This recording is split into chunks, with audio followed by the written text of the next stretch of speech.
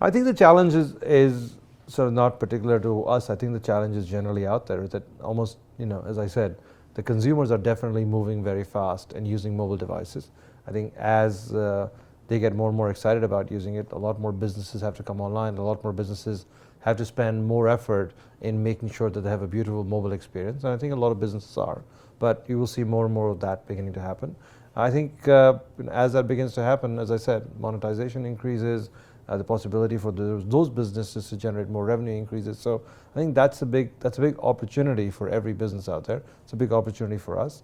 I think for us, it's we have to stay on our toes, because the thing is that innovation seems to be coming faster and faster at us, not slower. So we have to make sure we are able to serve our users, not just that are used to certain services and certain things today. We have to make sure that we can serve them for things for tomorrow. Yeah, I think if you sit down, there's a whole bunch of articles out there which talk about what it actually ended up costing us. I think we got tremendous experience in understanding how the hardware business works with Motorola. We were able to help streamline the business to make sure that it is now on a more even footing than when we acquired it. I think some of their products are winning rave reviews and awards. I think the Moto G has been one of the most successful devices for Motorola after the Razr. If you remember those days when Motorola was doing spectacularly well. I still think it's a fantastic brand. I still think there's a lot of innovation in that company.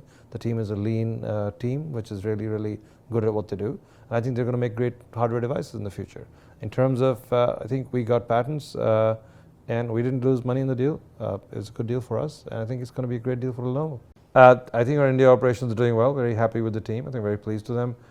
Clearly, could we do better in India? Of course. And I think it's sort of part of the entire, I'd say, online ecosystem, where we could do with better progress on broadband, we could do with better progress on connectivity in the country, I think, generally.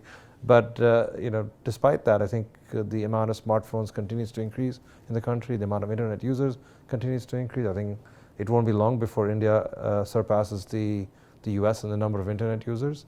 But I wish they were connected on faster pipes than the ones in the US, and I think that truly will unleash more opportunity.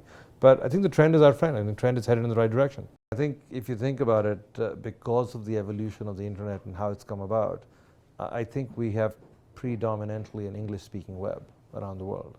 And I think that's clearly true.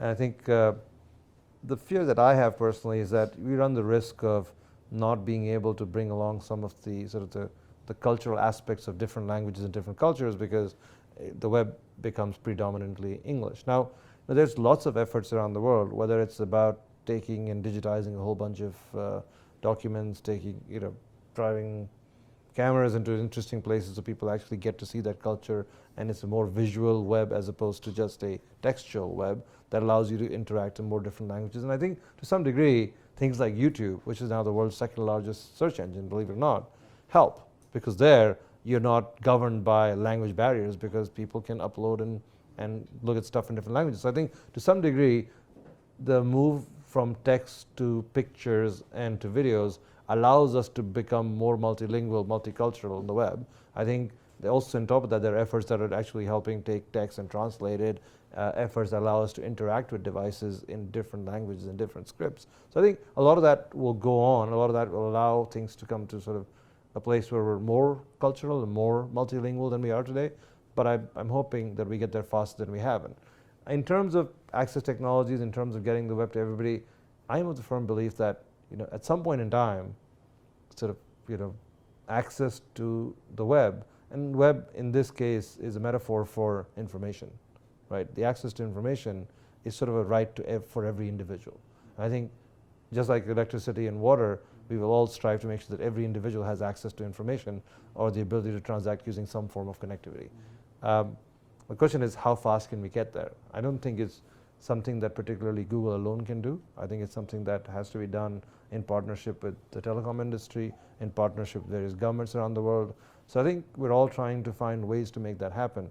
Things like Project Loon or things like other efforts in that direction of providing access are just our attempts to innovate, to see is there a breakthrough technology that will allow us to get there faster, right? So if there's a way we can find balloons that can provide access to people in remote areas, and they can have access to information, the ability to interact, that's great. But that's this breakthrough technology, which then we still need partners to deploy around the world, because then we can go address a certain part of our population.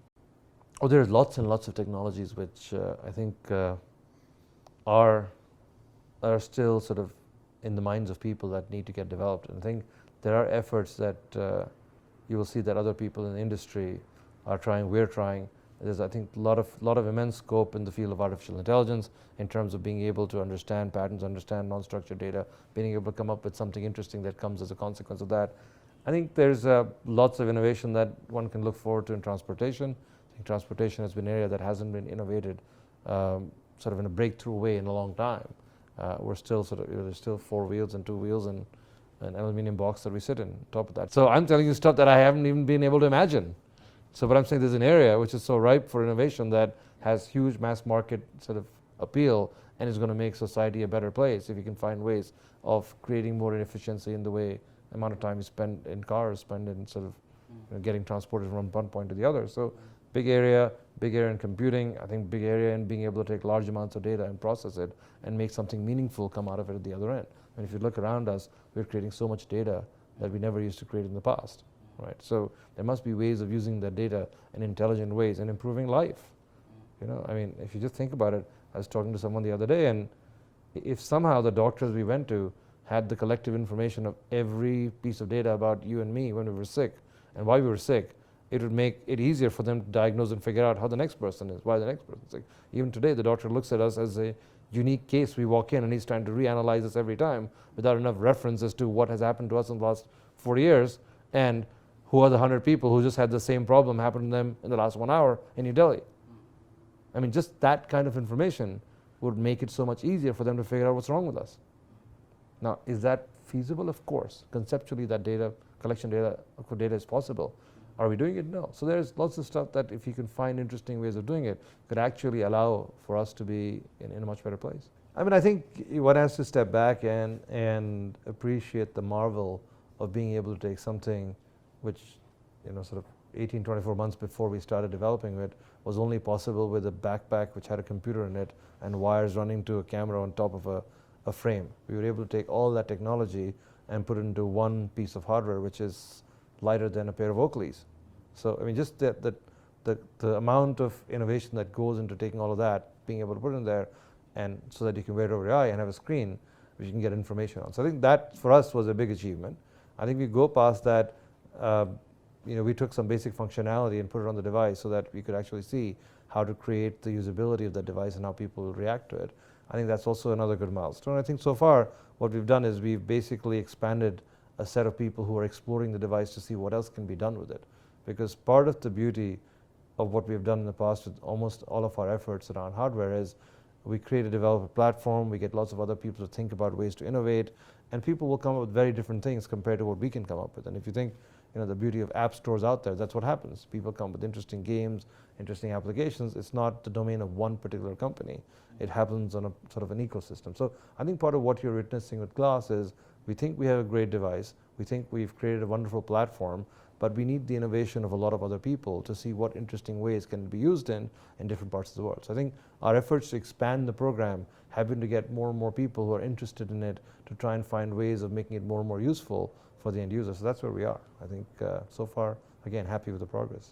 I think it's early days. I think it's a great market. I think if you think about it in a broader context, it is for the first time you're beginning to see devices that begin to talk to each other and make things more useful by being able to talk to each other. Right now we're in this room. I think all of us have multiple devices on us, but it's not easy to get them to talk to each other, right? And you're probably recording on 4 different devices and taking pictures of 4 different devices, but if you wanted to find a way of just going back to your office and saying, let's just put this all together, it's an extremely arduous and painful process. And that's not what should happen, because now you have ubiquitous connectivity in most ways. So there should be a much more simpler, easier way to get these things to communicate and get everything together. And I think part of what you're seeing is the next set of evolution is going to be how can we get things to start talking to each other, start being less painful, more seamless. I think part of that is, you know, our attempt at creating Android Wear, which actually allows 2 devices to talk to each other in a very, very interesting fashion. Look, I think India is a great market. I think all products will get to India. I think part of what, see for us, for example, use the example of Motorola and use the example of Glass. Motorola is a device and a category which is well understood. We all know what we do with phones. We all want phones. it's priced at the right price point for a market like India. So it makes total sense for us to see how quickly can we get through the approval processes, get the device in the hands of users in the market. In the case of glass, which is still in a stage of being a developer program and something that people can explore on, it's just arduous for us to go to hundreds of countries around the world and go through their certification processes, their customs, their imports, etc., to make that device available, because all we're trying to do is collect data and collect information. So usually those programs are restricted to a smaller number of countries. But I think mass market devices where there is potential, India is a great market and a huge market, so clearly we should see those devices here. Maybe the government should make it easier for experimentation so that you are allowed to have certain amount category of devices which people can buy to experiment, but I think those programs are not there. I think Google I/O is a victim of its own success. But the good news is today's technology allow you to stream. You can be in a much better time zone in your own house and watch it, as opposed to have to make your trip all the way to California.